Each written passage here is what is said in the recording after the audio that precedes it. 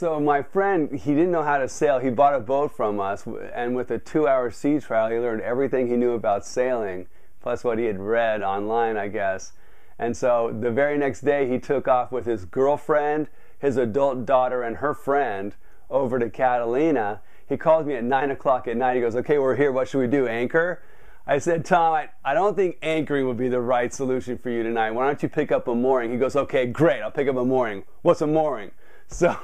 So I tell him, like, I'm on the phone, remember, I'm on a cell phone with him. It's pitch dark. It's November, you know, and at 9 o'clock at night. So I say, look, what a mooring is a permanent anchor with a mooring ball floating above the permanent anchor and a chain attached to it. Attached to the mooring ball is a line, it's a hawser, and that's what you attach to your boat. Attached to that is a floating stick that you can grab from your boat to pull the hawser up.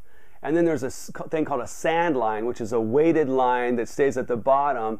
And once you pick it up, you walk it back to the back of your boat, and that's attached to the stern anchor. So you have a bow anchor and a stern anchor, and the moorings are able, because they're permanent, they're able to be very close together.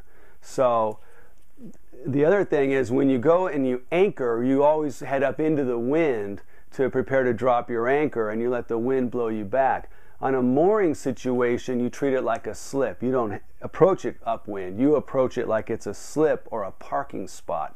So with moorings, like I said, you can fit many more moorings in anchorage than you can anchored boats. And so you can have, instead of having a couple of anchored boats like this, you can have moored boats all in a row like this.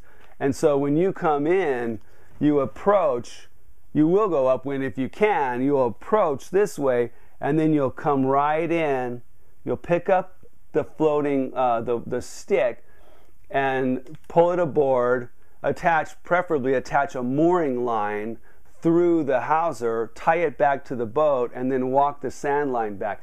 The reason you do that is, if it starts to really blow, say it starts blowing 50 knots, and you want to get out of there, and you just have that line pulled on board and looped around a cleat, it's going to be very hard to get off. So what I like to do, and what is recommended, is to take a mooring line of your own, tie it to a cleat, run that line through the hawser, and then back to your boat. So that if you have to leave in an emergency, you just untie your line from the cleat and let it go, and you can drive away. And that's how you moor your boat.